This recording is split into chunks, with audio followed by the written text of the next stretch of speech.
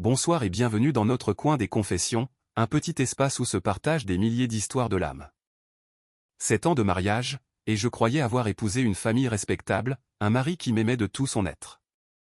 J'ai tout donné. J'ai épuisé mon argent et ma jeunesse pour construire ce foyer, pour qu'aujourd'hui, l'homme avec qui je partageais mon oreiller me jette froidement les papiers du divorce au visage, me chassant de la maison que j'avais moi-même aidé à bâtir avec la majeure partie de mon capital. Et ce qui est plus douloureux encore, ma belle-mère, la femme que j'ai toujours respectée, m'a lancé une phrase cruelle et un sac déchiré à mes pieds. Et emporte aussi tes ordures, que je ne te vois plus. Mais elle ne savait pas qu'en ouvrant ce sac, un secret dévastateur éclaterait au grand jour, me laissant paralysé et détournant la tragédie de ma vie dans une direction que personne n'aurait pu imaginer. Le claquement sec du stylo de mon mari, Léo Marchand, en le posant sur la table en verre, résonne encore dans mes oreilles comme un coup de marteau. Dehors, notre village en Provence était en proie à une violente tempête estivale. Les lourdes gouttes frappaient la fenêtre, froide et mélancolique, exactement comme mon état d'esprit à cet instant. Je suis resté immobile sur le canapé en cuir haut de gamme, les papiers du divorce portant la signature fraîche de Léo étalés devant moi comme une moquerie à mes 7 années d'épouse. J'avais une boule dans la gorge, incapable de prononcer un seul mot. Je l'ai regardé, lui, l'homme dont je suis tombé amoureuse à 20 ans, pour qui je n'ai pas hésité à abandonner une carrière prometteuse pour devenir son soutien inconditionnel. Son visage était toujours aussi séduisant et élégant, mais le regard qu'il me lançait maintenant était si étrange, si glacial, qu'il me glaçait jusqu'aux os. Ce n'était plus le mari tendre qui m'enlaçait chaque soir en me murmurant des mots d'amour. L'homme devant moi était un juge, un bourreau qui me jetait comme un vieil objet. Signe, sa voix résonna, dépourvue d'émotion. Cette maison est à mon nom, la Citroën DS aussi. Tu es arrivé sans rien et tu devrais repartir sans rien. C'est plus simple ainsi. En considération de nos années de mariage, je te donnerai une somme d'argent suffisante pour que tu loues une petite chambre et que tu cherches un nouveau travail. Chaque mot qu'il prononçait était comme un couteau invisible se plantant directement dans mon cœur saignant. Cette maison, j'avais moi-même apporté les 2/3 de mes économies pour la construire avec lui. La voiture de luxe qu'il conduisait était un cadeau que je lui avais fait avec ma prime de fin d'année. Et maintenant, il avait le culot de dire que tout était à lui, que j'étais une parasite, que je devais partir les mains vides. Pourquoi ? Réussis-je à articuler difficilement, d'une voix rauque et tremblante. Léo, pourquoi me traites-tu ainsi ? Que ai-je fait de mal ? Léo esquissa un sourire méprisant, un sourire que je ne lui avais jamais vu auparavant. Tu n'as rien fait de mal, Chloé. Simplement, tu ne cadres plus avec ma vie. Il se leva et ajusta sa cravate de marque. Ma sœur Manon vient de rentrer de Londres. Elle m'a présenté de nouvelles personnes, de nouvelles opportunités pour changer de vie, et dans ce monde, il n'y a pas de place pour une épouse conformiste comme toi. C'était donc ça, tout pour Manon, la petite sœur que j'avais aimée de tout mon cœur, à qui j'avais financé ses 4 années d'études à l'étranger. Le jour de son départ, je l'avais traitée comme ma propre sœur, vidant mes économies pour qu'elle ne manque de rien. Et maintenant qu'elle était revenue, le premier cadeau qu'elle me faisait était une trahison si douloureuse. À cet instant, la porte du salon s'ouvrit brusquement. Entra ma belle-mère, Monique. Elle portait un pyjama en soie et tenait un éventail en papier avec un air aussi tranquille que si elle venait de faire une promenade au lieu d'assister à l'éclatement de la famille de son fils. Elle me regarda du coin de l'œil, puis les papiers du divorce sur la table, et sa voix aiguë résonna avec un air de triomphe. Que attends-tu pour signer ? Une femme stérile comme toi, la garder à la maison ne fait qu'occuper de l'espace. 7 ans et pas un seul héritier pour cette famille. À quoi t'accroches-tu ? Ces mots furent comme un seau d'eau glacée sur ma douleur. Le sujet des enfants était ma plus grande angoisse. Nous avions vu d'innombrables médecins. Ils disaient que nous allions bien tous les deux, que ce n'était simplement pas le moment. Léo me consolait toujours en disant que ça ne lui importait pas. Il s'avérait que tout était mensonge et que c'était l'excuse parfaite pour se débarrasser de moi. Je levai les yeux vers elle, mes yeux implorant une dernière once d'humanité, mais je ne reçus que son regard glacial. Ne m'appelle pas maman. Je n'ai pas une belle-fille inutile comme toi. Mon fils Léo a un avenir brillant. Il a besoin d'une épouse à sa hauteur, qui sache lui donner des enfants. Pas un fardeau qui ne sait que vivre à ses crochets. Je ne pus en supporter davantage. La douleur et l'indignation me montèrent à la gorge. Je me levai d'un bond. Les larmes coulaient sur mes joues. Un fardeau? Vous dites que je suis un fardeau? Qui a payé la majeure partie de cette maison? D'où est venu l'argent pour les études de Manon? Qui a pris soin de vous quand vous étiez malade toutes ces années? Je n'ai jamais rien reproché, mais cela ne signifie pas que je n'ai rien fait. Ma belle-mère resta perplexe une seconde face à ma réaction, mais ensuite elle se moqua. Comme tu parles bien. Où sont les preuves? L'acte de propriété de la maison est au nom de mon fils. L'argent, tu l'as donné volontairement à sa sœur et maintenant tu viens réclamer. Quelle effrontée! Elle se tourna vers son fils. Léo, qu'attends-tu pour la mettre dehors? La garder ici une minute de plus ne fait que salir cette maison. Comme s'il n'attendait que cet ordre, Léo s'approcha, m'attrapa par le bras et me traîna vers la porte. Ma valise, que j'avais déjà préparée, gisait dans l'entrée. Va-t'en. Ma patience est à bout avec toi. Il me poussa hors de la porte et je tombai lourdement sur le sol froid du perron. La pluie continuait de tomber avec force, fouettant mon visage d'une douleur lancinante. Je regardais vers l'intérieur, vers l'homme qui fut mon mari et ma belle-mère, les personnes que j'avais le plus aimées, qui me regardaient maintenant avec des yeux étrangers et cruels. La lourde porte en fer commença à se fermer. Juste à ce moment, ma belle-mère sortit de la maison avec un vieux sac en tissu déchiré à la main, celui que j'utilisais pour aller chercher ma baguette et faire le marché. Elle lança le sac vers moi, qui tomba juste à côté d'une flaque d'eau sale. « Prends aussi ces ordures à toi et disparais de ma vue. » Sa voix cria et la porte claqua, me laissant dehors avec l'obscurité, la pluie et un désespoir absolu. Je restai assise là, laissant la pluie me tremper, mes larmes se mêlant à l'eau salée. Je ne savais plus où aller. J'avais tout perdu, mais peut-être par curiosité ou par une dernière étincelle d'espoir, j'étendis ma main tremblante et ramassai le sac déchiré qu'elle venait de me lancer. Je l'ouvris et ce qu'il y avait à l'intérieur me coupa le souffle, ouvrant un chapitre complètement nouveau de ma vie. La tempête de l'après-midi ne montrait aucun signe d'accalmie.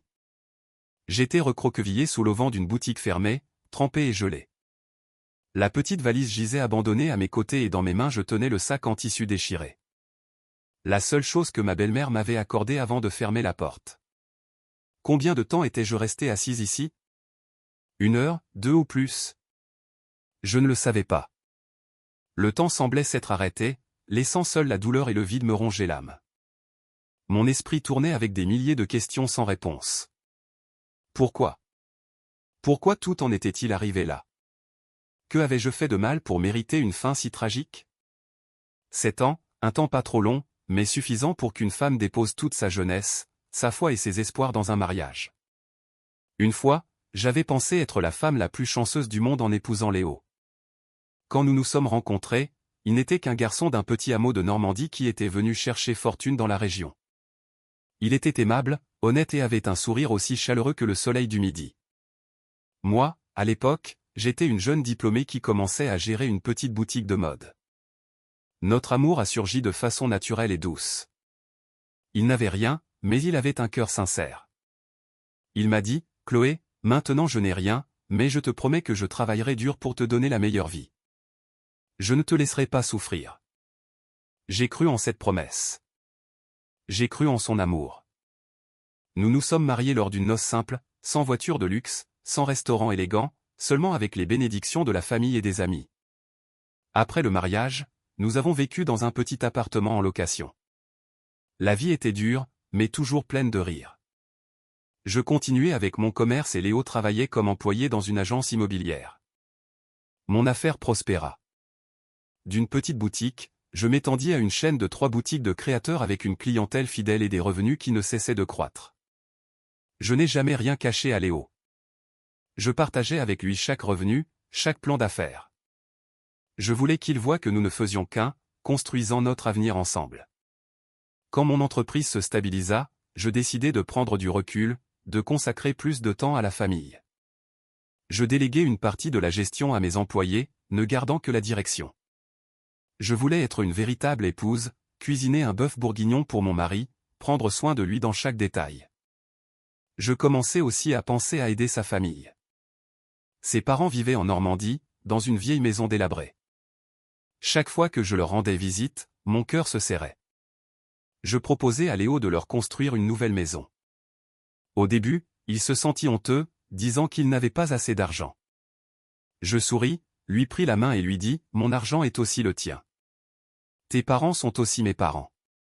Prenons soin d'eux ensemble et donnons-leur un lieu digne où vivre. » Je retirai près de 500 000 €, toutes mes économies à ce moment-là, pour les envoyer en Normandie afin que ses parents construisent une solide maison de 3 étages. Le jour où la maison neuve fut terminée, tous les proches vinrent les féliciter. Tous louaient les bons enfants que nous étions. Ma belle-mère, Monique, me prit la main avec la voix émue. « Chloé, merci, ma fille. Jamais de ma vie je n'aurais pensé vivre dans une si belle maison. » Que je me sentis heureuse à ce moment-là. Je pensais que ma sincérité avait finalement été récompensée. Ensuite, il y eut l'affaire de Manon, la petite sœur de Léo. Elle était intelligente et bonne étudiante. Son plus grand rêve était d'étudier à l'étranger, mais sa famille ne pouvait pas se le permettre. En voyant le désir dans ses yeux, je ne pus le supporter. Je dis à Léo, « Laisse-moi m'occuper d'elle. Considère-le comme un investissement dans son avenir. » Au début, Léo hésita, mais finalement il accepta. Pendant 4 ans, j'envoyais de l'argent à Manon ponctuellement chaque mois sans qu'il ne manque un centime. Je sacrifiais des voyages, des luxes dont mes amis profitaient, tout pour que ma belle-sœur puisse réaliser son rêve. Je pensais que lorsqu'elle reviendrait avec son diplôme, elle serait la fierté de la famille, qu'elle serait reconnaissante envers sa belle-sœur. Mais je me trompais lourdement. Le changement chez Léo commença il y a environ 2 ans, après qu'il eût été promu directeur commercial. Il commença à rentrer tard à la maison. Les voyages d'affaires se multiplièrent, les dîners à la maison se firent rares et les mots d'affection se tarirent. Il commença à prêter plus d'attention à son apparence, achetant des costumes coûteux et des montres de marque. Je me demandais si la pression du travail l'avait changé ou si son nouvel environnement l'avait éloigné de l'homme qu'il était autrefois. J'essayais de raviver la flamme, cuisinant ses plats préférés, m'habillant mieux à la maison, mais je ne recevais que de l'indifférence, parfois même de l'irritation. « Ne m'embête pas, je suis fatigué. » Ce fut la phrase que j'entendis le plus ces 2 dernières années. J'étais triste, blessé, mais je n'ai jamais pensé qu'il y en avait une autre. Je continuais à croire aveuglément en notre amour, en nos 7 années de vie commune, jusqu'à ce que Manon revienne. Elle avait complètement changé. Ce n'était plus l'étudiante simple et modeste d'avant. Elle revint avec une apparence sophistiquée, à la mode et avec une mentalité que je ne pouvais comprendre. Elle me dit, « Chloé, par les temps qui courent, une femme doit savoir profiter, investir en elle-même. Si tu restes coincé dans la cuisine, un jour Léo s'ennuiera de toi. » Je souris seulement en pensant qu'elle plaisantait, sans savoir que c'était le premier avertissement. Manon invitait souvent Léo à sortir, dans des clubs nocturnes, des fêtes luxueuses qui, selon elle, servaient à élargir son réseau. Au début, Léo refusait, mais ensuite il commença à y aller de plus en plus. Il rentrait à la maison sentant l'alcool avec le parfum d'une autre femme sur ses vêtements. Quand je lui posais des questions, il criait seulement, « Ne sois pas paranoïaque, c'est le travail, ce sont des relations sociales, tu comprends ?» Et finalement, l'inévitable arriva. Aujourd'hui, il m'a jeté avec une raison d'une cruauté insupportable. « Tu ne cadres plus. » 7 ans de sacrifice, 7 ans d'efforts et tout ce que je reçus furent 4 mots. « Tu ne cadres plus. » Une autre larme brûlante roula sur ma joue. Où me suis-je trompé? Était-ce une erreur d'aimer trop quelqu'un? De trop me sacrifier pour sa famille? Ou fut-ce une erreur de trop faire confiance au mot mariage? La pluie avait cessé, laissant seulement une fine bruine dans l'air. La ville s'illuminait, brillante et resplendissante, mais mon cœur était un abîme de ténèbres. Où aller maintenant? Je ne pouvais pas retourner chez ma mère dans cet état lamentable. Je ne voulais pas l'inquiéter. Je regardais le sac en tissu déchiré dans ma main. La seule chose qu'on m'avait rendue. Probablement qu'à l'intérieur il y avait quelques vieux vêtements que j'avais l'habitude de porter. Je souris avec amertume. Jusqu'à la fin, il me traitait comme une mendiante. Mais peut-être, avant de m'effondrer complètement, devrais-je voir ce qu'il y avait à l'intérieur. Ce fut un acte inconscient. Une dernière curiosité avant de clore un chapitre amer de ma vie. Les mains tremblantes, j'ouvris le sac et ce qui apparut devant mes yeux me laissa stupéfaite, incapable d'y croire. Ce n'était pas seulement un secret, c'était une vérité qui pourrait tout changer. À l'intérieur du vieux sac râpé, ce ne furent pas des vêtements froissés qui apparurent, comme je l'avais imaginé. À la place, parfaitement posé sur le dessus, il y avait un carnet de compte avec une couverture en cuir bleu foncé, complètement neuf. Je le pris, étourdi. Mes mains tremblaient encore de froid et de choc. De quelle banque cela venait-il? Pourquoi était-ce ici? Je n'avais jamais eu un carnet comme celui-ci. Avec une curiosité et une incrédulité extrême, j'ouvris la première page. Titulaire du compte, Chloé Lefebvre. C'était mon nom de jeune fille, mais ce fut le chiffre en dessous qui faillit arrêter mon cœur. 20 millions d'euros. 20 millions. Je me frottais les yeux et regardais le nombre plusieurs fois. 20 millions d'euros. Le chiffre fut comme une décharge électrique qui me secoua, faisant disparaître toute la fatigue, la douleur et le désespoir d'avant, laissant place à un état de choc et de stupeur incroyable. D'où était sorti cet argent? Pourquoi ma belle-mère, une femme qui m'avait toujours méprisé et compté chaque centime, mettrait-elle une somme aussi énorme dans ce sac pour me la donner? C'était trop illogique, trop absurde. Peut-être était-ce une erreur ou un nouveau piège qu'on me tendait, des milliers de questions tournaient dans ma tête. Tremblante, je continuai à fouiller le reste du sac. Sous le carnet bancaire, il y avait une liasse de documents soigneusement rangés dans une pochette en plastique transparent. Je les sortis pour les voir. C'était un acte de propriété, mais l'adresse n'était pas la maison de Normandie que j'avais payée, ni la maison de campagne d'où Léo venait de me chasser. L'adresse indiquait clairement, 27 boulevard Victor Hugo, Neuilly-sur-Seine.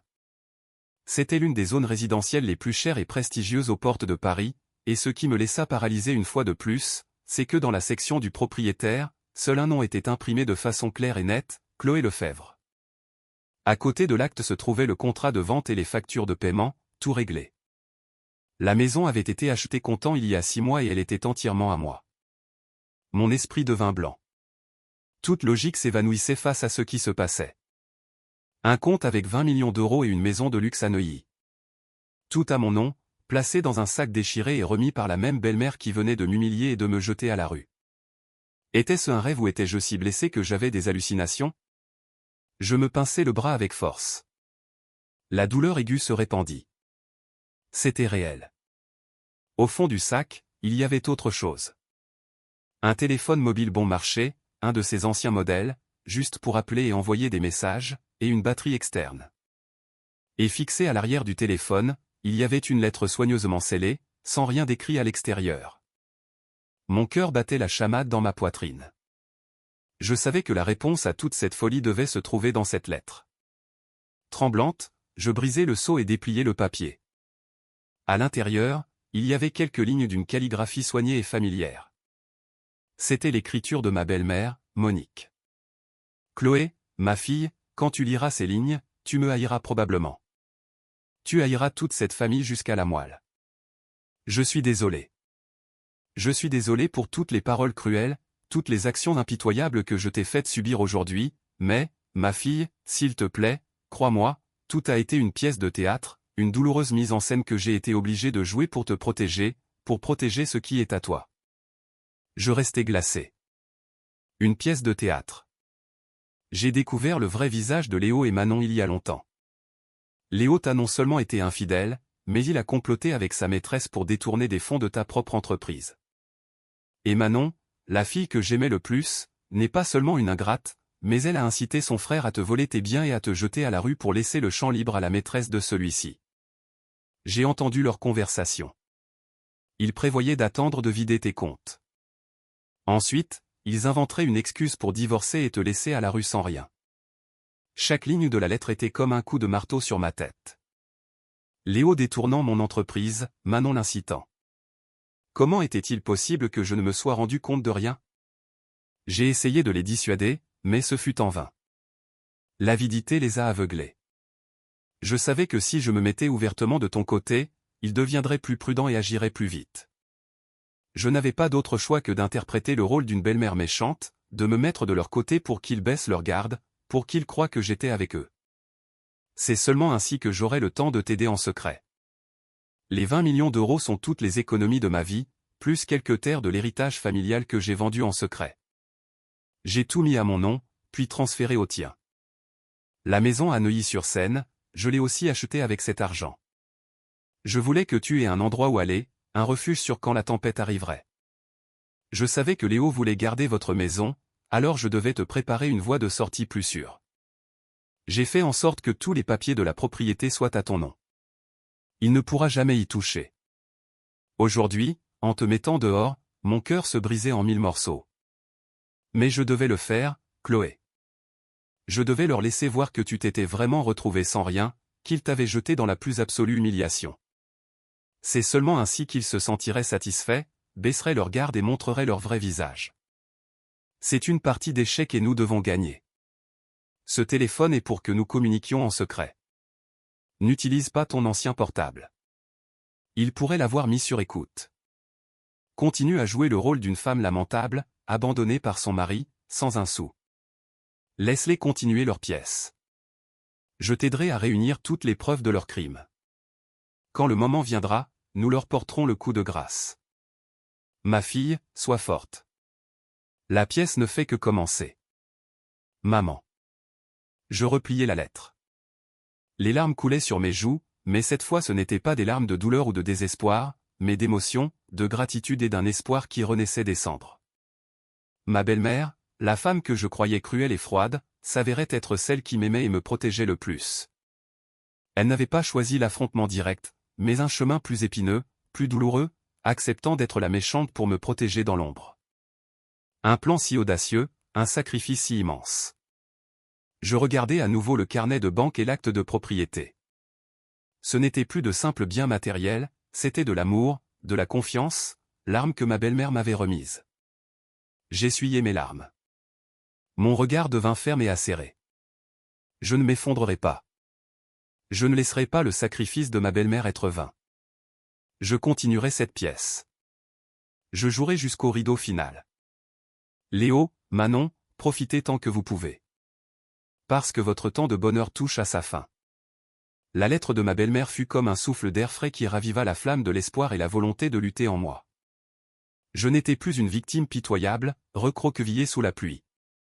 J'avais un objectif, un plan et, le plus important, une alliée incroyablement forte et sage. Je rangeai soigneusement le carnet, l'acte et la lettre au fond du sac en tissu, n'emportant avec moi que le téléphone bon marché que ma belle-mère m'avait préparé. Je devais partir d'ici rapidement, trouver un endroit sûr pour commencer ma performance. Je ne pouvais pas aller chez ma mère tout de suite. Si Léo et Manon avaient des soupçons, ils pourraient me chercher là-bas. J'avais besoin d'un lieu temporaire, un endroit que personne ne pourrait imaginer. Soudain, je me souvins d'Élodie, une compatriote de la région que j'avais aidée quand elle était arrivée pour chercher du travail. Elle vivait seule dans un petit appartement modeste, assez loin du centre et sans aucune relation avec mon cercle social habituel. Je composai son numéro et par chance, celui dont je me souvenais était le bon. Allô? Chloé, c'est toi? Bon sang, ça fait une éternité. Comment vas-tu? La voix d'Élodie à l'autre bout de la ligne était aussi chaleureuse et sincère que toujours. Je forçai ma voix pour qu'elle paraisse tremblante et plaintive. Élodie, j'ai eu un problème. Pourrais-je rester chez toi quelques jours? Élodie ne posa pas beaucoup de questions, elle dit seulement avec fermeté, bien sûr que oui. Viens tout de suite, c'est la même adresse. Je t'attends. L'appartement d'Élodie n'était pas grand, mais il était très ordonné et accueillant. En me voyant trempé et débraillé, elle prit peur. Rapidement, elle me donna des vêtements secs et me prépara une infusion au gingembre chaud. Mon Dieu, que t'est-il arrivé pour être dans cet état? Où est Léo? Je m'assis en serrant la tasse chaude et commençai à lui raconter mon histoire, mais je ne racontais que la moitié de la vérité, la moitié douloureuse que ma belle-mère avait conçue pour moi. Je lui racontais comment Léo et sa sœur m'avaient trahi, me forçant à divorcer et me chassant de la maison sans rien. Je pleurais et cette fois les larmes n'étaient pas tout à fait de la comédie, c'était la frustration de mes 7 années de sacrifice. J'omis délibérément la partie sur ma belle-mère et l'énorme fortune. Élodie, en m'écoutant, entra dans une colère noire, frappa la table et maudit la famille de Léo sans pitié. Quelles ordures! Comment peut-il exister des gens aussi vils dans ce monde? Ne t'inquiète pas, Chloé, reste ici avec moi. Je ne suis pas riche, mais la nourriture ne manquera pas. N'aie pas peur. La bonté d'Élodie m'émut profondément. Je savais que j'avais trouvé la cachette parfaite. Cette nuit-là, j'utilisais le nouveau téléphone avec une carte prépayée et j'envoyais un unique message à ma belle-mère. Je suis en sécurité. Quelques minutes plus tard, elle répondit. Bien, garde ton calme. Ils ont déjà commencé à agir. Et ce fut le cas. Le lendemain matin, alors que j'aidais Élodie à nettoyer, une publication sur les réseaux sociaux attira mon attention. Manon, ma belle-sœur, avait publié un statut plein de sous-entendus sur son profil. Enfin le ciel se dégage. Il y a des fardeaux qui ne nous appartiennent pas et il vaut mieux les lâcher tôt pour accueillir des choses meilleures. À côté du texte, une photo d'elle et Léo dans un café de luxe. Tous deux souriaient largement, comme s'ils s'étaient ôté un grand poids des épaules. La publication reçut rapidement des centaines de « j'aime » et de commentaires. Des amis de Manon et Léo demandaient « Que fêtez-vous » Léo a l'air si élégant. Manon ne répondait pas directement, elle laissait seulement des émoticônes souriants et mystérieux, augmentant la curiosité de tous. Je savais que c'était leur premier mouvement, un sondage de l'opinion publique. Ils voulaient créer l'image que notre mariage s'était terminé amicalement, que j'étais parti de mon plein gré pendant qu'ils commençaient une nouvelle et brillante vie, mais leur farce ne s'arrêta pas là. Ce même après-midi, ma belle-mère m'envoya un bref enregistrement audio via le téléphone secret. C'était une conversation entre elle et Léo pendant le dîner. « Maman, j'ai déjà arrangé les choses avec Chloé. Elle a été compréhensive, elle a signé volontairement et est partie. Je lui ai donné une somme d'argent. Je ne voulais pas qu'elle parte les mains vides. » La voix de Léo semblait pompeuse et magnanime. « C'est mieux ainsi, » répondit Monique, maintenant son rôle de mère désintéressée. « Règle ça vite et passe à autre chose. Manon t'a présenté cette fille, la directrice de l'agence de mannequins, non? Profite de l'occasion. Un homme ne peut pas rester sans une femme à ses côtés. Oui, maman, je sais. La fille n'est pas mal du tout. Bonne famille, belle, intelligente. Elle m'aidera sûrement beaucoup dans ma carrière. » J'écoutais l'enregistrement le cœur glacé. À peine un jour après m'avoir jeté, il planifiait déjà son avenir avec une autre. Et ma belle-mère, sa performance était magistrale. Elle avait habilement amené le sujet pour que Léo révèle ses plans, la directrice de l'agence de mannequins. C'était donc ça l'opportunité pour changer de vie dont parlait Manon. Mon mariage n'était même pas encore officiellement terminé qu'il dégageait déjà le chemin pour une autre femme, une femme plus adéquate, avec une meilleure position sociale. Cette nuit-là, je ne pus dormir. Je ne cessais de penser à ce que ma belle-mère avait écrit dans la lettre. Léo a comploté avec sa maîtresse pour détourner des fonds de ta propre entreprise. Mon entreprise, bien que je l'ai déléguée à mes employés, nécessitait ma signature pour toutes les décisions financières importantes et les grosses transactions. Comment Léo pouvait-il détourner de l'argent? À moins qu'il n'y eût une taupe, à moins que quelqu'un au sein de mon entreprise ne l'aidât. Un nom apparut soudain dans mon esprit, me donnant des sueurs froides. Valérie, ma chef comptable. Valérie était une femme discrète, méticuleuse, qui travaillait avec moi depuis 5 ans. Je lui faisais entièrement confiance, je lui avais confié toute la comptabilité et les finances, mais je me souvins que récemment, j'avais entendu les employés cancaner sur le fait que Valérie s'était acheté un appartement de luxe, chose impossible avec son salaire. À ce moment-là, j'avais pensé que sa famille avait de l'argent et je n'y avais pas prêté attention, mais maintenant tout semblait incroyablement suspect. J'allumai immédiatement mon ordinateur portable et entrai dans le système de gestion interne de l'entreprise. J'allais dans la section finance et révisais toutes les transactions des 6 derniers mois. Mon cœur battait la chamade. Je passais en revue des centaines de transactions. Au début, rien ne semblait anormal. Toutes les dépenses avaient des factures et des reçus valides. Mais alors je m'arrêtais sur plusieurs paiements sous l'intitulé « Frais de marketing stratégique » à une société de conseil au nom très étrange, Étoile Montante SARL. Les paiements n'étaient pas énormes, seulement quelques milliers d'euros à la fois, mais ils se répétaient mensuellement. Ce qui était étrange, c'est que je n'avais jamais entendu parler de cette entreprise, ni approuvé aucune stratégie liée à elle. Je cherchai rapidement « Étoile Montante SARL » sur Internet. Le résultat me laissa stupéfaite. L'entreprise avait été fondée il y a seulement 6 mois et le représentant légal n'était autre que Léo Marchand, mon mari. Tout était clair. Il avait créé une société écran et s'était allié avec Valérie pour générer de faux contrats de service, légalisant le transfert d'argent de mon entreprise vers sa poche. Une trame si sophistiquée, si cruelle, il ne m'avait pas seulement trahi sentimentalement, mais il volait l'argent gagné à la sueur du front de sa propre épouse. Je restais assise face à l'ordinateur. Mes mains étaient serrées avec tant de force que mes articulations blanchirent. La rage en moi atteignit son paroxysme, mais je savais que ce n'était pas le moment d'agir. J'avais besoin de garder mon calme, de réunir plus de preuves non seulement pour le démasquer, mais pour le faire payer devant la loi. Ma pièce de théâtre avait maintenant un nouveau méchant et je savais que pour les vaincre, j'avais besoin d'un plan encore plus parfait que le leur. Le choc de découvrir la trame de détournement de Léo et Valérie ne m'effondra pas, au contraire, ce fut comme un catalyseur qui rendit ma détermination plus forte que jamais. Je n'étais plus un agneau innocent attendant avec compassion. Je m'étais transformé en louve, une louve blessée qui attendait patiemment le moment de contre-attaquer. Je savais que pour affronter une alliance diabolique formée par mon mari, ma belle-sœur et une employée de confiance, je ne pouvais pas agir seul. J'avais besoin d'alliés plus forts et fiables. La première personne à laquelle je pensais fut ma propre mère. Ma mère, Marie, était une professeure à la retraite. Elle était aimable et bienveillante, mais pas du tout faible. Elle m'avait toujours enseigné qu'une femme peut se sacrifier, mais ne doit jamais permettre que d'autres piétinent sa dignité.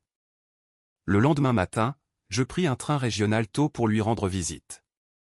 Je ne la prévins pas. Je voulais lui faire une surprise. Sa petite maison en banlieue était toujours aussi tranquille et chaleureuse. En me voyant apparaître soudainement avec un aspect démuni, ma mère s'inquiéta. Mais avant qu'elle ne puisse poser une question, je la serrai fort, comme une petite fille cherchant refuge dans l'endroit le plus sûr du monde. Je lui racontai tout, comment il m'avait chassé de la maison, la trame de Léo et Manon et la pièce de théâtre que ma belle-mère dirigeait. Je lui montrai la lettre de Monique et les preuves de la société écran. Ma mère écouta en silence. Son visage passa de l'inquiétude à la stupéfaction puis à l'indignation. Quand je terminai, elle ne dit rien, elle serra seulement ma main avec force. « Ma fille, tu as beaucoup souffert, dit-elle la voix entrecoupée. À partir de maintenant, tu ne lutteras plus seule. Maman est là. » Le soutien de ma mère fut un baume qui me donna une grande tranquillité, mais je savais que pour gagner cette bataille juridique, l'amour ne suffisait pas. J'avais besoin de quelqu'un qui connaisse la loi, quelqu'un qui puisse transformer mes preuves en une arme tranchante. « Maman, j'ai besoin d'un bon avocat, dis-je. » Ma mère acquiesça immédiatement. « J'ai un vieil ami. Il s'appelle Maître Pierre.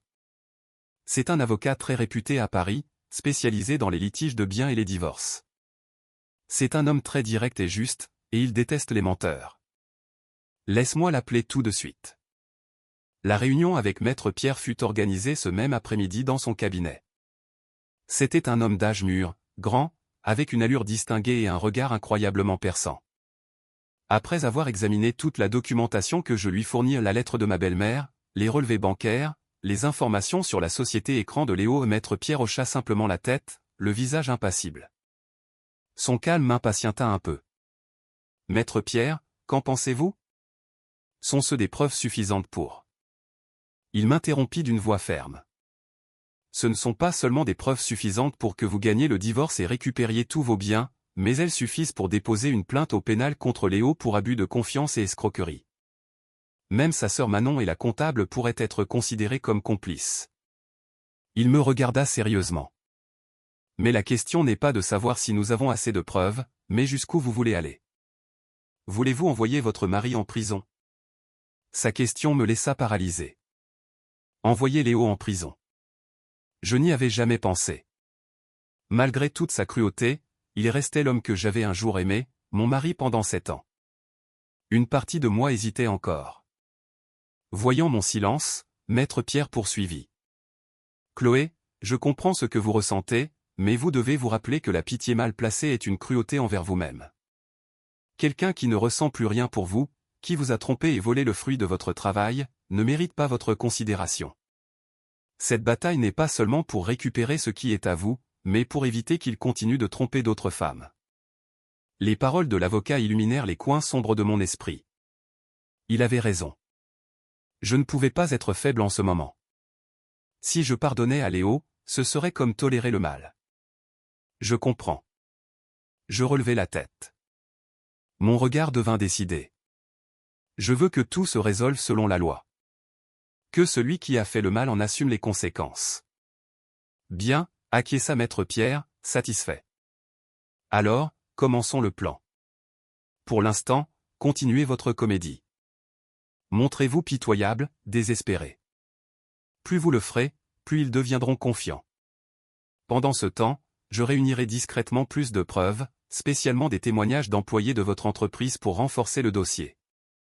Nous n'attaquerons pas tout de suite. Nous attendrons le moment parfait, quand ils s'y attendront le moins, pour porter le coup définitif. Je sortis du cabinet de l'avocat me sentant complètement sûr de moi. J'avais un plan clair, une stratégie définie. Je n'étais plus un petit bateau à la dérive dans l'océan. J'avais un phare qui me guidait et un capitaine expert. Je retournai à l'appartement d'Élodie et continuai mon rôle. Je me laissais voir plus démacié, mangeant et dormant peu, passant la journée le regard perdu. Élodie me regardait avec peine et ne cessait de m'encourager.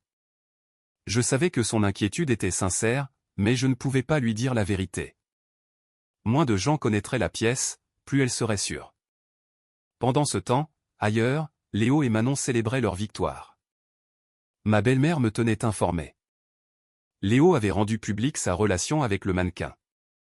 Il l'emmenait faire du shopping et dans des restaurants de luxe, sans aucune retenue. Manon n'arrêtait pas de se vanter sur les réseaux sociaux de vêtements de marque et de voyages exotiques financés par son cher frère. Ils étaient ivres de succès, sans savoir qu'un filet invisible se tissait et se refermait lentement autour d'eux.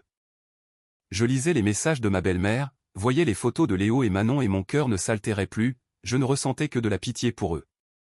Ils dansaient joyeusement au bord du précipice sans s'en rendre compte. Ma performance continuait.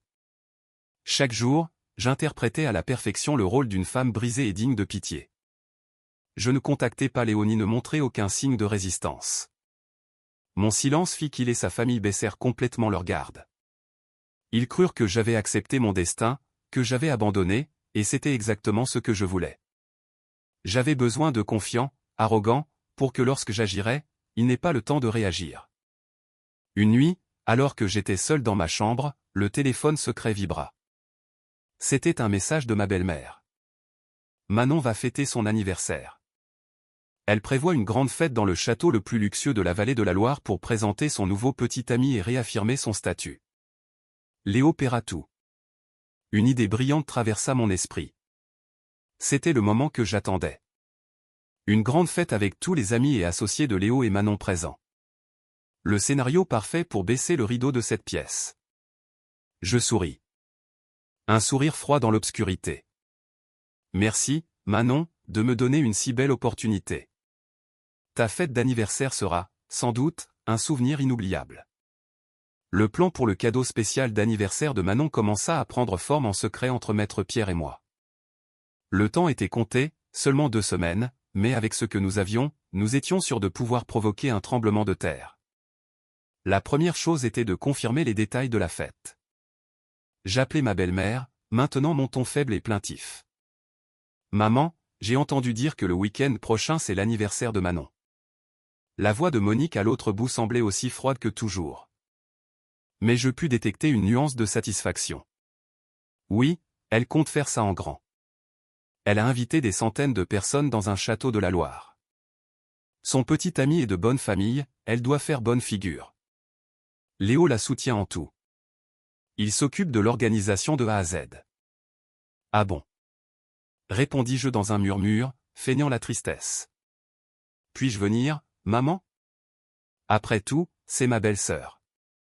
Ma belle-mère lâcha un rire sec. Pourquoi viendrais-tu? Pour que les gens te regardent et murmurent? Reste chez toi et laisse-nous tranquilles. Je raccrochai et souris. Tout se passait comme prévu. Moins il voulait que j'apparaisse, plus mon arrivée serait percutante. Pendant ce temps, maître Pierre se mit en marche. Il envoya une mise en demeure officielle à mon entreprise demandant en mon nom que la direction, c'est-à-dire, moi, collabore en fournissant tous les livres comptables et factures de la dernière année pour la liquidation des biens du divorce. Bien sûr, ce n'était qu'une manœuvre de diversion, une farce dirigée vers Valérie, la chef comptable. En recevant la mise en demeure, je convoquai une réunion urgente invitant Valérie et d'autres chefs de service. J'interprétai à la perfection le rôle d'une patronne affaiblie, inquiète et impuissante. Je dis que les avocats de mon mari me mettaient la pression, qu'ils soupçonnaient des irrégularités financières dans l'entreprise. Je demandai à Valérie de préparer toute la documentation nécessaire. Valérie, s'il te plaît, vérifie tout avec soin, lui dis-je en la regardant droit dans les yeux avec une voix suppliante. Je te fais une confiance aveugle, mais les avocats de Léo sont très agressifs. S'ils trouvent la moindre erreur, non seulement moi, mais toute l'entreprise aura des problèmes. Valérie, comme je m'y attendais, parut nerveuse, mais tenta de garder son calme. Elle acquiesça et promit de tout vérifier. Je savais qu'immédiatement après la réunion, elle informerait Léo, et c'était ce que je voulais. Je voulais qu'ils paniquent, qu'ils craignent que leur magouille soit sur le point d'être découverte. Je voulais qu'ils agissent de leur propre chef pour cacher leur crime et, ce faisant, commettent plus d'erreurs. Effectivement, ce même soir, ma belle-mère m'envoya un autre enregistrement. Cette fois, c'était une conversation téléphonique tendue entre Léo et Valérie. « Qu'est-ce que tu dis ? Que les avocats de ta femme veulent auditer les comptes ?» La voix de Valérie était un paquet de nerfs. « Nous sommes perdus. Et s'ils découvrent les contrats avec étoile montante ? Calme-toi. » La voix de Léo semblait aussi inquiète, mais il tentait de la rassurer. « Tous les documents sont légaux. Tu n'as qu'à dire que c'était de vraies campagnes. Chloé ne connaît rien au marketing. Que va-t-elle vérifier ? Mais pas de mais ni rien. Maintenant fais ce que je te dis. Avec l'excuse du nettoyage de fin d'année, détruis toutes les copies physiques de ces contrats et efface aussi les données de l'ordinateur. Qu'il ne reste aucune trace. Fais-le. Du reste, je m'en charge. Quand tout sera fini, je te récompenserai généreusement. L'enregistrement se termina. Je restai silencieuse. Un profond dégoût m'envahit. Non seulement c'étaient des voleurs, mais maintenant ils planifiaient de détruire des preuves, mais ils ne savaient pas que tous leurs mouvements étaient observés. Maître Pierre sourit en écoutant l'enregistrement. Excellent.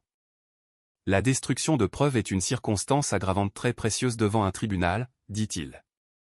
Maintenant, nous n'avons plus qu'à attendre la fête. Les jours suivants, je continuais d'interpréter mon rôle de femme effondrée. Je n'allais pas à l'entreprise, prétextant des problèmes de santé et déléguant tout à mes chefs de service. Je savais que Valérie profitait de l'occasion pour mettre à exécution son plan, et moi, en secret, j'avais installé un logiciel de récupération de données à distance sur le serveur de l'entreprise. Chaque action d'effacement ou de modification qu'elle réalisait restait enregistrée. Pendant ce temps, Léo et Manon continuaient, occupés à préparer leur fête du siècle. Ils n'avaient aucune idée que ce n'était pas une fête d'anniversaire, mais un procès public où tous leurs péchés seraient exposés. Moi aussi, je commençais à me préparer pour mon apparition. Je n'avais pas besoin d'acheter de nouveaux vêtements ni de me maquiller de façon voyante. Mon arme n'était pas ma beauté, mais la vérité.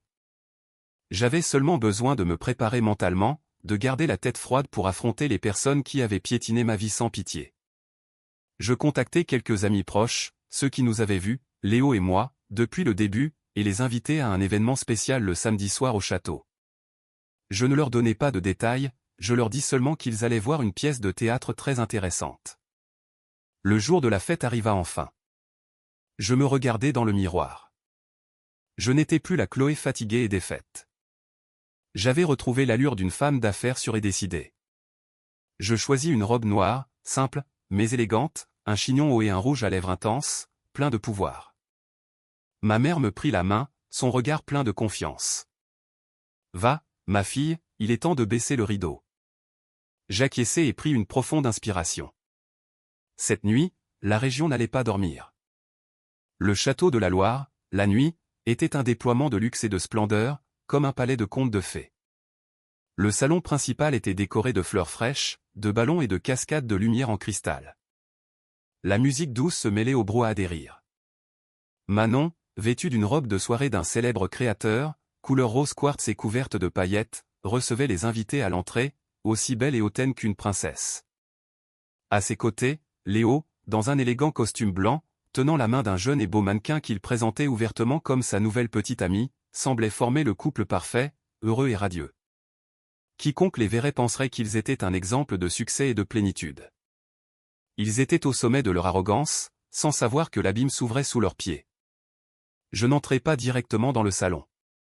Avec maître Pierre et 2 huissiers en civil, je m'assis dans un petit salon attenant, observant en silence. Ma belle-mère, Monique, était aussi arrivée. Elle continuait d'interpréter son rôle de femme simple, vêtue modestement, assise dans un coin discret, mais je savais que ses yeux perçants observaient tout. Selon le plan, nous attendrions jusqu'à 20h pile. Quand la fête commencerait et que tous les invités seraient présents, ce serait le moment pour le rideau de se lever. À 20h, après le discours d'ouverture de Manon, plein de vantardise sur son propre succès et le soutien de son merveilleux frère, l'animateur invita tout le monde à regarder le grand écran pour voir une vidéo avec les moments mémorables de sa dernière année. Ce fut mon moment. Je me levai, ajustai ma robe, pris une profonde inspiration et, accompagné de maître Pierre et des 2 huissiers, j'entrai calmement dans le salon. Mon apparition soudaine attira tous les regards. Le volume de la musique baissa et les murmures commencèrent à se répandre. Tout le monde savait qui j'étais, l'épouse inutile et stérile qui venait d'être abandonnée par son mari. Il me regardait avec un mélange de curiosité, de pitié et même de mépris. Léo et Manon, qui étaient sur l'estrade, restèrent pétrifiés en me voyant. Le sourire se figea sur leurs lèvres. Le visage de Manon passa de radieux à livide, tandis que Léo balbutiait, incapable de parler. « Chloé, qu'est-ce que tu fais ici ?» Je ne lui répondis pas, je souris seulement, un sourire large et éclatant, et montai directement sur scène, prenant le micro des mains de l'animateur déconcerté. « Excusez-moi d'interrompre la fête. » Ma voix sonna claire, puissante et résonna dans tout le salon. « Je suis Chloé Lefebvre, l'épouse légale de Monsieur Léo Marchand. » Je balayai l'assemblée du regard, m'arrêtant sur des visages familiers, amis et associés qui avaient travaillé avec moi. Aujourd'hui, en un jour si heureux pour ma belle-sœur, j'ai aussi un petit cadeau, une vidéo spéciale que je veux dédier à elle et à son cher frère. Considérez cela comme mes félicitations pour ce nouveau chapitre de vos vies. Cela dit, je fis un signe au technicien vidéo que maître Pierre avait préparé à l'avance. Les lumières du salon s'éteignirent, laissant seule la lumière du grand écran. La vidéo commença. Ce n'étaient pas les images glamour de Manon, mais une photo de la vieille maison en Normandie avant d'être rénovée, avec le texte « Où commence une histoire ». Ensuite apparurent en gros plan une série de relevés bancaires, montrant clairement le nom de l'expéditeur Chloé Lefebvre et les destinataires Léo Marchand et Manon Marchand, avec des chiffres totalisant des centaines de milliers d'euros. Un sous-titre disait « Argent pour construire la maison des beaux-parents, argent pour les 4 années d'études de la belle-sœur à Londres, tout d'une épouse parasite ». Le salon commença à s'agiter, les murmures grandissaient, les visages de Léo et Manon passèrent du blanc au violet. La vidéo continua en montrant des captures d'écran des transactions entre mon entreprise et la société écran de Léo, étoile montante SARL, contrat faux, facture frauduleuse, tout était projeté avec une clarté absolue. Le texte suivant apparut. Et voici comment un merveilleux mari répond, en détournant près d'1 million d'euros de l'argent de sa femme pour entretenir sa maîtresse. L'écran changea montrant une série de photos de Léo et du mannequin, enlacés et dans une attitude intime dans divers lieux, des restaurants de luxe aux hôtels. « Éteins ça, éteins cette ordure tout de suite !» cria Léo en essayant de monter sur scène, mais il était déjà trop tard. Maître Pierre et les 2 huissiers lui barrèrent le passage. La vidéo continua. Cette fois, c'était l'enregistrement de la conversation entre Léo et Valérie, planifiant la destruction des preuves. Leur voix sonnait nette, indéniable. « Efface tout, qu'il ne reste aucune trace. » Le salon explosa. Cris, huées, insultes de partout. Les gens se retournèrent pour regarder Léo et Manon avec incrédulité, dégoût et mépris. Le mannequin, la nouvelle petite amie de Léo, était stupéfaite, le visage pâle comme de la cire. Elle ne s'attendait pas à n'être qu'un pion dans leur jeu. La vidéo se termina avec l'image des papiers du divorce que Léo m'avait jetés, avec la misérable compensation financière et l'exigence que je parte sans rien. Le dernier texte apparut à l'écran comme une sentence, la justice peut tarder, mais elle arrive toujours. Les lumières du salon se rallumèrent et le chaos se déchaîna. Cris, pleurs hystériques de Manon, insultes des invités qui se sentaient trompés. Les journalistes que nous avions prévenus se ruèrent vers la scène, braquant leurs caméras sur Léo et Manon, les criblant de questions. « Monsieur Marchand, comment expliquez-vous ces preuves ? Mademoiselle Marchand, étiez-vous au courant des activités frauduleuses de votre frère? La fastueuse fête d'anniversaire s'était transformée en un procès public, une tragicomédie où les deux protagonistes, Léo et Manon, recevaient le verdict de tous. Au milieu de la confusion, je posai tranquillement le micro et descendis de la scène. Ma belle-mère, Monique, m'attendait là. Elle me prit la main. Son regard était un mélange de compassion et de fierté. Allons-nous-en, ma fille. La pièce est terminée. J'acquiesçai, aux côtés de ma belle-mère, je sortis calmement du salon, laissant derrière moi les cendres du mensonge et de l'avidité. Je n'eus pas besoin de regarder en arrière. Je savais qu'à partir de cette nuit, les vies de Léo et Manon ne seraient plus jamais les mêmes. La tempête que j'avais déclenchée au château eut un impact bien plus grand que ce que j'avais imaginé. Cette même nuit, la vidéo du cadeau d'anniversaire et les enregistrements du chaos de la fête devinrent viraux sur les réseaux sociaux, se répandant comme une traînée de poudre. En une seule nuit, Léo Marchand passa de directeur commercial à succès à escroc et vaurien condamné par la société. Manon Marchand, de princesse hautaine et étudiante brillante, fut démasquée comme une ingrate vivant au crochet du sacrifice de sa belle-sœur. Leur scandale devint le sujet le plus brûlant sur tous les forums et dans toutes les conversations. Les actions de l'entreprise où travaillait Léo s'effondrèrent. Les associés annulèrent les contrats. Amis et collègues lui tournèrent le dos. Ils perdirent tout en une nuit, carrière, réputation et les relations dont ils s'enorgueillissaient tant. Le lendemain matin, la police ouvrit une enquête officielle. Avec les preuves présentées à la fête et ma plainte, Léo et Valérie furent convoqués. Une interdiction de sortie du territoire fut émise immédiatement, frustrant tout plan de fuite. Pendant ce temps, ma belle-mère et moi trouvâmes une étrange paix. Après la première réussie, nous ne retournâmes ni à l'appartement d'Élodie ni chez ma mère. Ma belle-mère organisa une brève escapade dans un centre de villégiature sur la Côte d'Azur. Elle dit que nous avions besoin de nous éloigner de l'œil du cyclone et de laisser la loi et l'opinion publique faire leur travail.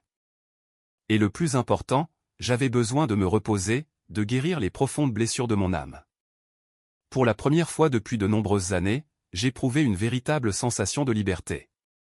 Je me promenais sur le sable blanc, écoutais le bruit des vagues et respirais l'air frais de la mer. Je n'avais plus à m'inquiéter, ni à planifier, ni à jouer un rôle. Je pouvais être moi-même. Ma belle-mère, Monique, semblait aussi s'être ôté un grand poids. Elle n'avait plus cette expression sévère et austère. Elle souriait et parlait davantage. Elle me raconta sa jeunesse, les difficultés et les échecs qu'elle avait surmontés.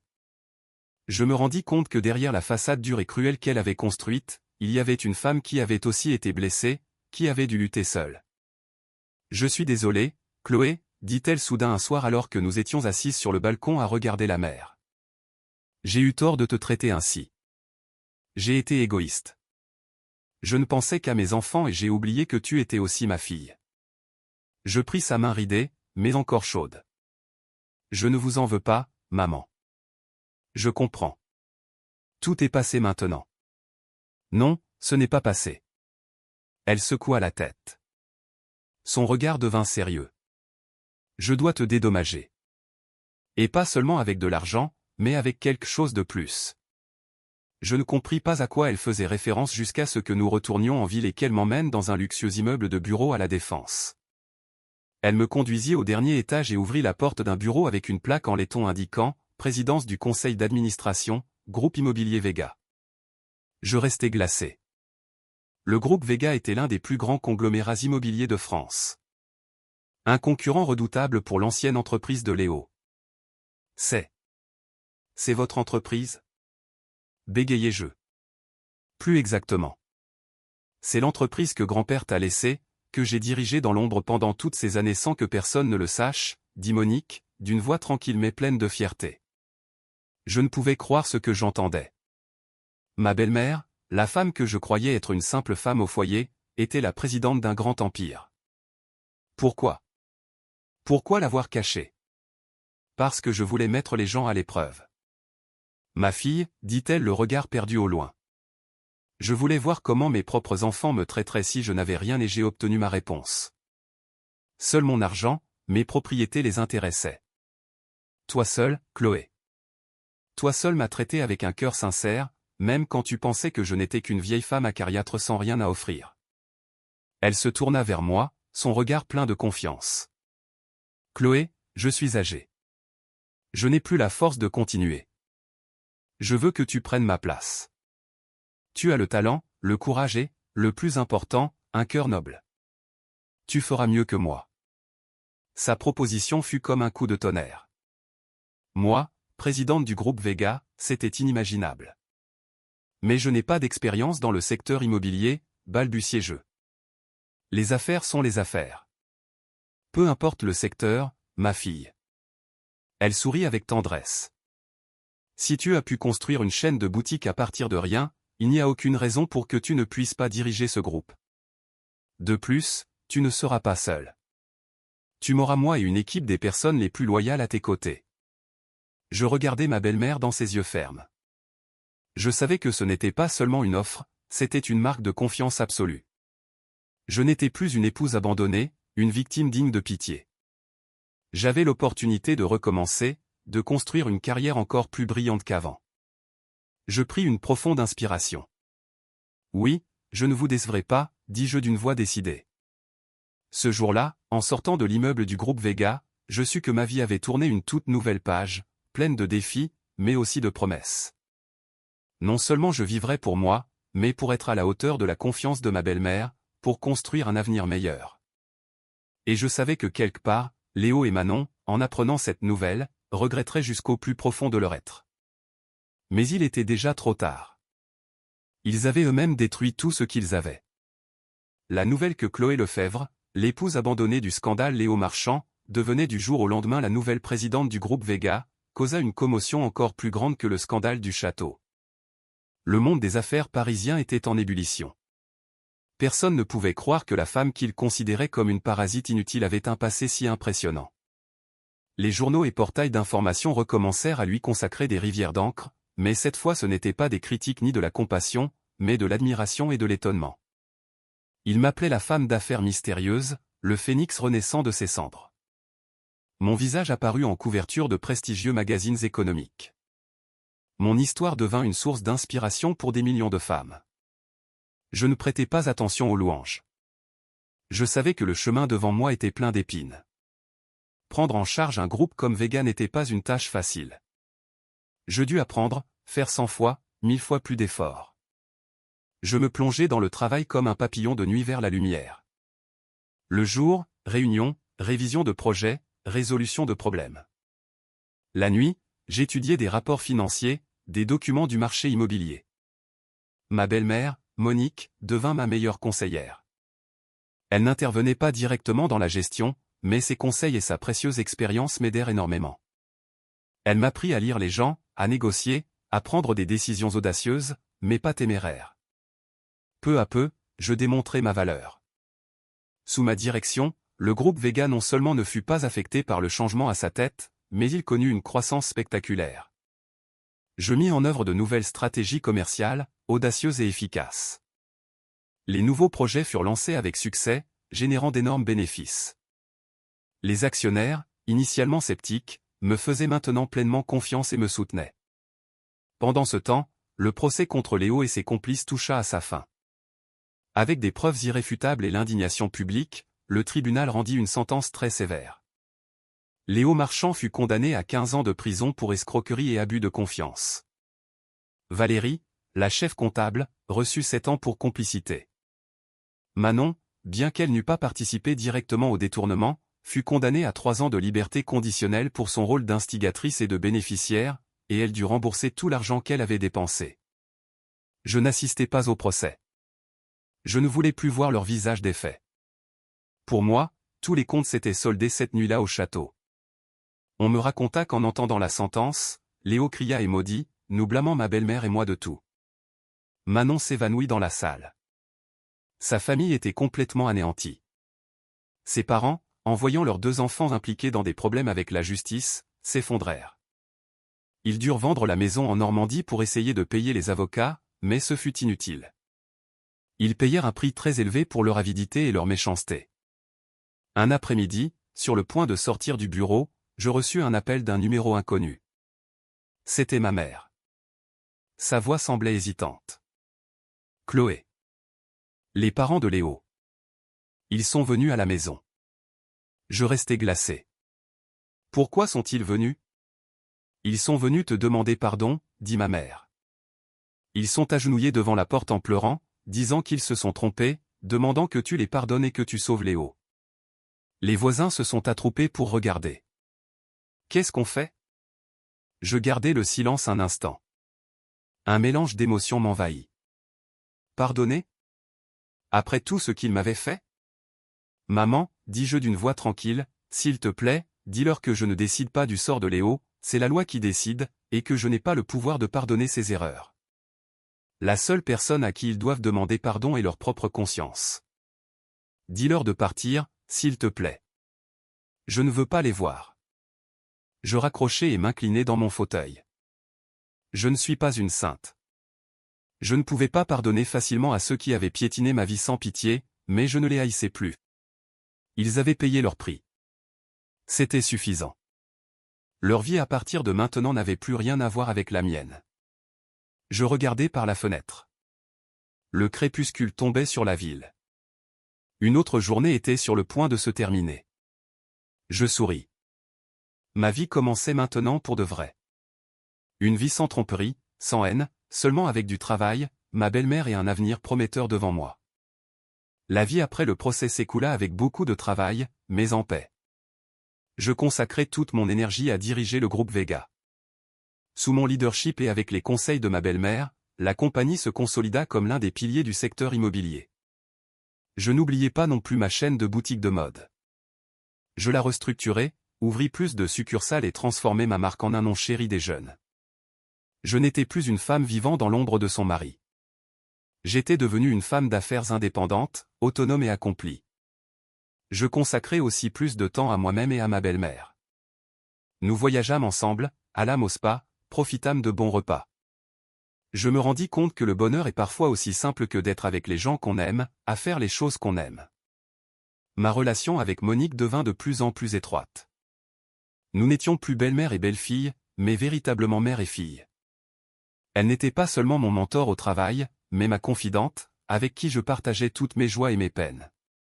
Parfois, elle mentionnait encore Léo et Manon avec un soupir. Je savais que dans son cœur elle ressentait encore la douleur d'une mère, mais elle ne me demanda jamais de les pardonner ou de les aider.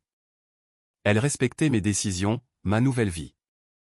Un matin, alors que je révisais des rapports dans mon bureau, ma secrétaire entra, un peu hésitante.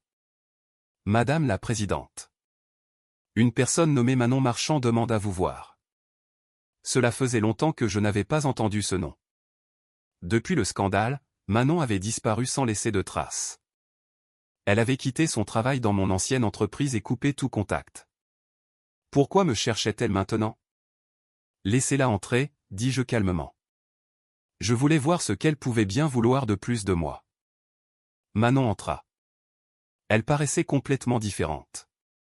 Ce n'était plus la cadre sophistiquée et sûre d'elle. Elle était beaucoup plus maigre, le visage émacié, les yeux cernés et avec une expression de fatigue et de peur. Elle portait un vieux tailleur qui avait perdu son élégance. En me voyant, elle baissa la tête sans oser me regarder. « Chloé » murmura-t-elle. « Assieds-toi. » Je lui indiquai une chaise.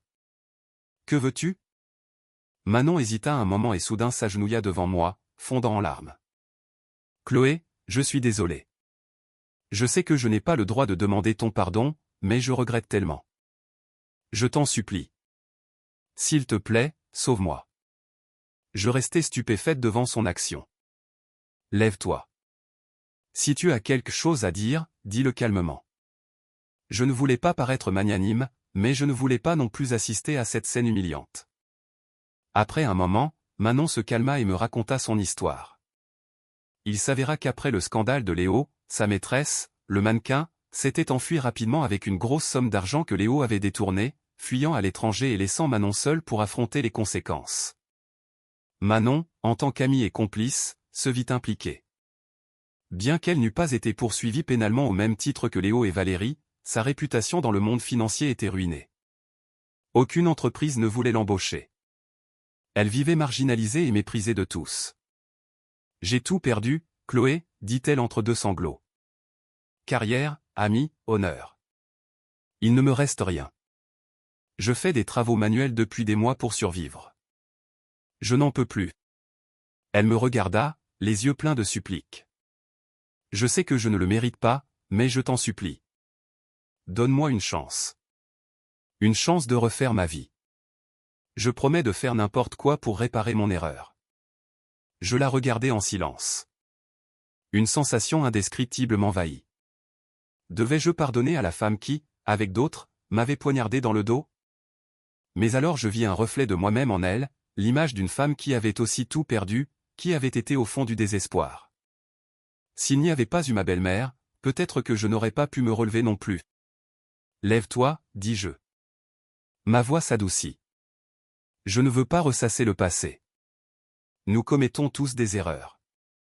L'important est de savoir se repentir. Manon leva les yeux. Ses yeux s'ouvrirent avec espoir. Alors, cela signifie que tu... Je n'ai pas dit que je te pardonnais. Je l'interrompis. La trahison ne s'efface pas facilement, mais je peux te donner une chance.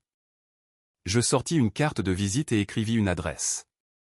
C'est l'adresse d'un centre d'aide sociale que le groupe Vega parraine. Ils ont besoin d'un comptable. Ce n'est pas un travail glamour et le salaire n'est pas élevé, mais c'est suffisant pour que tu recommences. Vas-y et utilise ton talent pour aider des personnes dans le besoin. Considère cela comme une façon de réparer tes erreurs. Manon prit la carte, ses mains tremblaient. Elle ne put rien dire, elle inclina seulement la tête. Les larmes de repentir coulaient sur ses joues. Quand elle partit, je suivis sa silhouette voûtée du regard et sentis une sensation de légèreté. Je me rendis compte que la vengeance la plus douce n'est pas de faire souffrir son ennemi, mais d'avoir la générosité de lui donner une issue, de le laisser faire face à sa propre conscience, et plus important encore, de pouvoir transformer la douleur du passé en quelque chose de significatif pour aider les autres. Ce jour-là, j'appris une véritable leçon sur le pardon. La vie après avoir pardonné à Manon sembla entrer dans un nouveau chapitre, plus léger et serein. Le fardeau du passé s'était dissipé complètement. Je me concentrais sur mon travail et sur le fait de prendre soin de ma belle-mère. Sous ma direction, le groupe Vega consolida sa position sur le marché. Nous ne construisions pas seulement des projets immobiliers de luxe, mais nous dirigions aussi des initiatives sociales. La fondation Magnolia, que j'avais moi-même fondée, aida des centaines de femmes entrepreneurs, créant une forte vague d'autonomisation féminine et d'indépendance. Je devins un modèle à suivre, une inspiration pour beaucoup, mais au fond de mon cœur, je sentais qu'il manquait quelque chose. J'avais carrière, argent, renommée, mais pas un vrai foyer. L'énorme maison, malgré la présence de ma belle-mère avec moi, semblait parfois vide. Je désirais avoir un enfant, un petit être à aimer et chérir pour que ma vie soit complète. Mais après tout ce qui s'était passé, je ne croyais plus en l'amour. Je ne voulais pas remettre ma vie entre les mains d'un homme. Je pensais à adopter, mais ma belle-mère avait une autre idée. Un soir, alors que nous regardions un film romantique, elle me demanda soudain, « Chloé, as-tu pensé à te remarier ?» Sa question me surprit. « Maman, qu'est-ce que tu dis ?»« Non, je n'y ai pas pensé. »« Pourquoi pas ?» Elle me regarda avec tendresse. « Tu es jeune, belle, intelligente, tu mérites d'être heureuse, d'avoir un homme à tes côtés qui t'aime et te protège. Tous les hommes ne sont pas comme Léo. Mais j'ai peur, maman, avouai-je. Peur qu'on me trompe à nouveau, qu'on me fasse du mal. » Elle me prit la main. « Je comprends, mais tu ne peux pas fermer ton cœur pour toujours à cause d'un faux pas. Donne-toi une chance, et donne-la à quelqu'un d'autre. Il y a quelqu'un que je veux te présenter. C'est un homme très bien. Je n'aurais jamais imaginé que ma belle-mère deviendrait mon entremetteuse. » L'homme qu'elle me présenta était Alexandre, le fils d'une de ses meilleures amies décédée. Il était pédiatre, 5 ans plus âgé que moi, divorcé et élevant seul sa petite fille. Je l'avais vu quelques fois lors de réunions de famille. Mon impression était celle d'un homme tranquille, peu loquace, avec un sourire aimable et un regard très chaleureux. Avec l'encouragement de ma belle-mère, Alexandre et moi commençâmes à sortir ensemble. Au début, ce n'était que des cafés et des conversations banales, mais peu à peu je me sentis attiré par sa sincérité, sa compréhension et son bon cœur. Il n'utilisait pas de belles paroles ni ne me faisait de cadeaux coûteux. Il était simplement à mes côtés en silence, m'écoutant, me consolant quand j'étais fatigué. Il me parla aussi de son mariage passé, de la douleur et des difficultés d'élever une fille seule. À ses côtés, je me sentais en paix et je pouvais être moi-même. Je n'avais pas besoin de feindre d'être forte ni de cacher mes blessures. Il aimait la vraie Chloé avec mes qualités et mes faiblesses. Anaïs, sa fille, était une enfant adorable et affectueuse. Elle s'attacha rapidement à moi. Chaque week-end, nous allions tous les trois au parc, au cinéma, manger une glace. Voir le sourire innocent de la petite remplissait mon cœur d'une chaleur que je désirais, le désir d'être mère. Un après-midi, alors que nous étions au parc, Anaïs courut vers moi, m'enlaça et dit « Tata Chloé, est-ce que je peux t'appeler maman ?» Ces mots me coupèrent le souffle. Les larmes montèrent à mes yeux. Je la serrai fort, hochant la tête avec bonheur. « Bien sûr que oui, ma chérie. » Alexandre, qui était à nos côtés, nous regardait les yeux brillants d'émotion. Il s'approcha, s'agenouilla et sortit une petite boîte en velours. À l'intérieur, il y avait une bague en diamant simple mais exquise. « Chloé, veux-tu m'épouser ?» dit-il d'une voix sincère et chaude. « Je ne te promets pas la richesse matérielle que tu as déjà, mais je te promets quelque chose que tu as toujours cherché. Une famille, un vrai foyer, un lieu où nous serons toi, Anaïs, moi et un amour inconditionnel. » Je n'hésitai plus. J'acquiesçai et lui tendis la main pour qu'il me passe la bague. Une larme de bonheur roula sur ma joue. Après tant de tempêtes, j'avais enfin trouvé mon port d'attache. Notre mariage fut simple, mais chaleureux sur une plage, seulement avec la famille et les amis les plus proches. Ma mère et celle d'Alexandre, les deux grands-mères, se tenaient la main en souriant, radieuses. Anaïs, dans une magnifique robe de princesse, fut la demoiselle d'honneur de ses propres parents. Au moment d'échanger les alliances, sous un coucher de soleil spectaculaire, je sus que j'avais trouvé le véritable bonheur. Un bonheur qui ne provenait pas de l'argent ou de la renommée, mais de la sincérité, de la compréhension et de l'amour véritable. La vie après le mariage avec Alexandre fut un rêve doux et tranquille. Nous déménageâmes dans la maison de Neuilly-sur-Seine. La maison, autrefois froide, débordait maintenant des rires d'Anaïs et de la chaleur d'une vraie famille. Alexandre était un mari et un père merveilleux. Il m'aimait profondément et prenait soin d'Anaïs avec dévouement. Il l'aidait avec ses devoirs, jouait avec elle, lui racontait des histoires avant de dormir. Son amour guérit peu à peu les blessures de l'enfant, l'aidant à être plus joyeuse et sûre d'elle. Je trouvais aussi le bonheur dans mon rôle de mère. J'appris à cuisiner les plats préférés d'Anaïs. Je décorais sa chambre comme un château de princesse. Je passais du temps à parler et à partager des confidences avec elle. L'amour inconditionnel que je lui donnais était aussi le remède à mes propres cicatrices. Ma belle-mère, Monique, était ravie de ma nouvelle famille. Elle traitait Alexandre comme un fils et Anaïs comme sa petite fille. Chaque week-end, nous nous réunissions tous, cuisinions ensemble, regardions des films. Cette ambiance chaleureuse et heureuse était ce que j'avais désiré pendant si longtemps. Mon travail au groupe Vega restait exigeant, mais j'appris à équilibrer ma vie professionnelle et familiale. Je ne m'obsédais plus avec le travail. Je savais que le plus grand succès d'une femme n'est pas combien d'argent elle gagne, mais de construire une famille heureuse. Un après-midi au bureau, je reçus un appel de la prison. C'était Léo. Cela faisait longtemps que je n'avais pas eu de nouvelles de lui. J'hésitais, mais finalement je répondis. « Chloé. » « C'est moi. » Sa voix semblait rauque et fatiguée. « Que veux-tu » répondis-je calmement. « Tu m'appelles pour quelque chose ?» « Non, rien de spécial. Je voulais juste te demander pardon encore une fois. Je sais qu'il est trop tard, mais je regrette vraiment. Ici, j'ai eu beaucoup de temps pour penser. Je me suis trompé de façon impardonnable. J'ai détruit mon propre bonheur. J'ai perdu la meilleure femme du monde. J'écoutais en silence, mon cœur calme. J'ai aussi honte vis-à-vis de ma mère, continua-t-il la voix brisée. Je suis un mauvais fils. Je n'ai pas été à ses côtés quand elle avait le plus besoin de moi. Si tu peux, s'il te plaît, prends soin d'elle pour moi, et de mes parents aussi. Ils sont déjà vieux et ont beaucoup souffert. Je sais que je n'ai pas le droit de te demander ça, mais... Pas besoin d'en dire plus. Je l'interrompis. Je m'occuperai de tes parents. Toi, concentre-toi sur ta réhabilitation.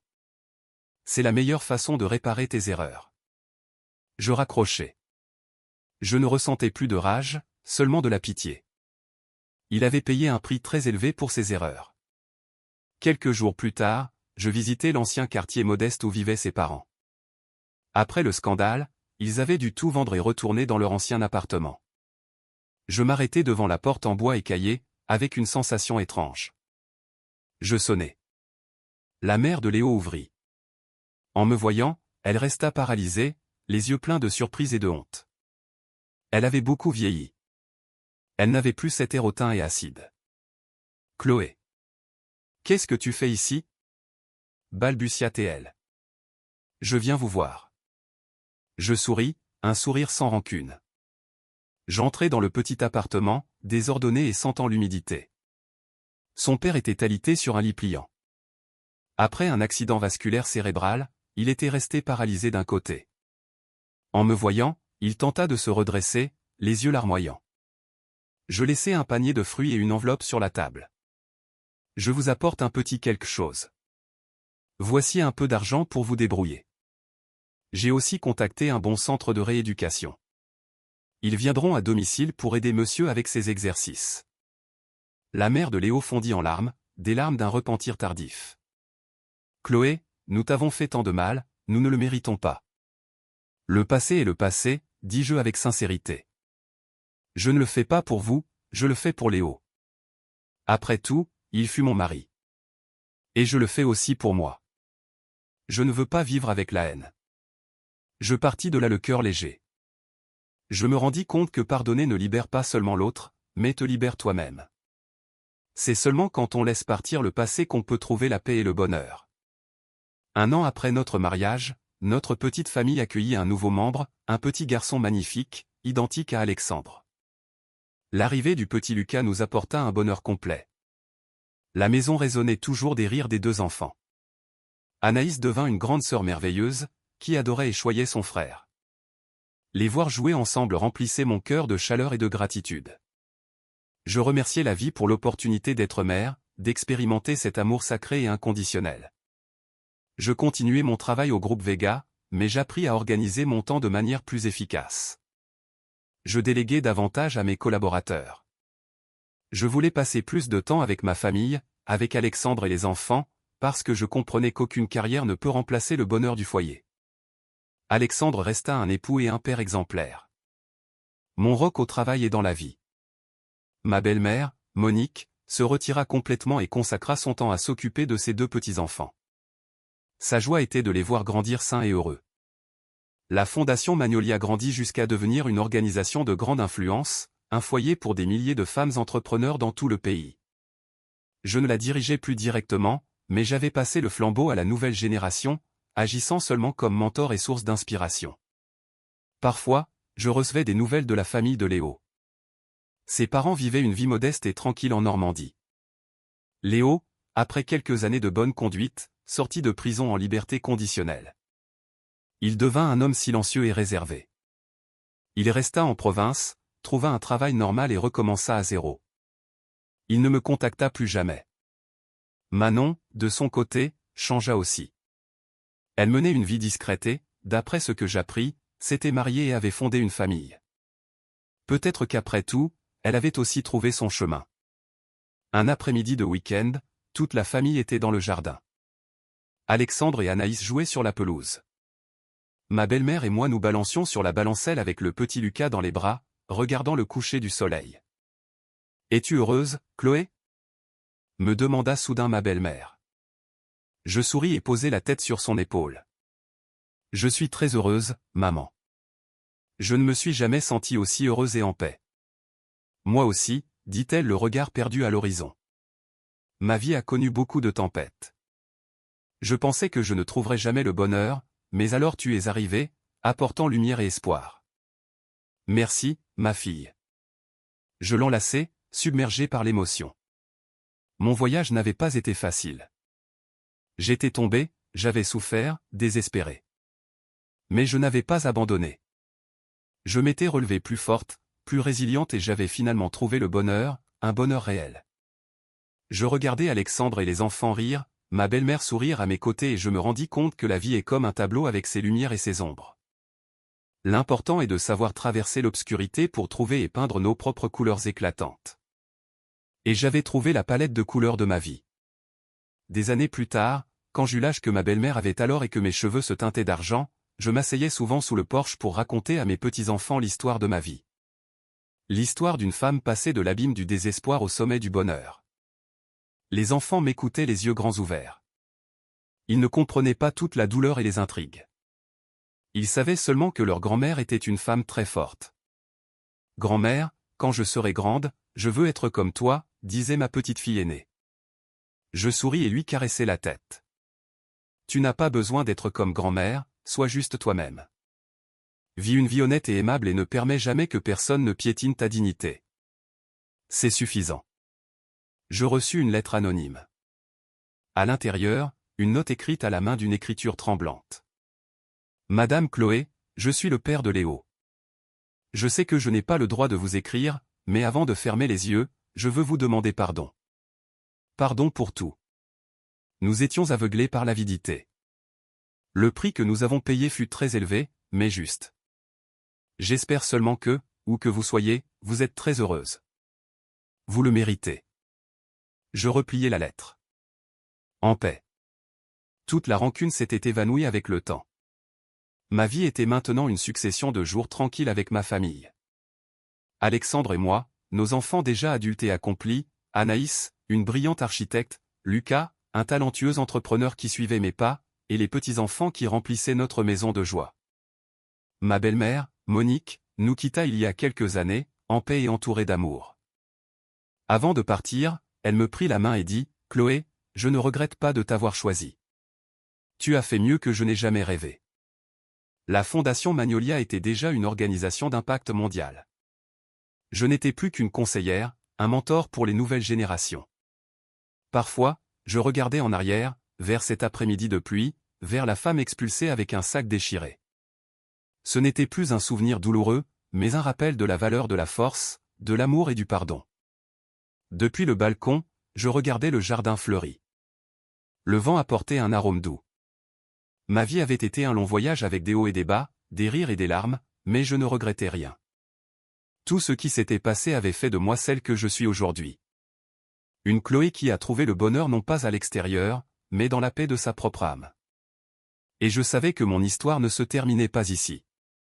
Elle continuerait à travers mes enfants, mes petits-enfants et toutes les femmes de la Fondation Magnolia. Elle deviendrait une chanson éternelle sur la résilience, la foi et la beauté de la vie. Une chanson appelée la Renaissance du Phénix.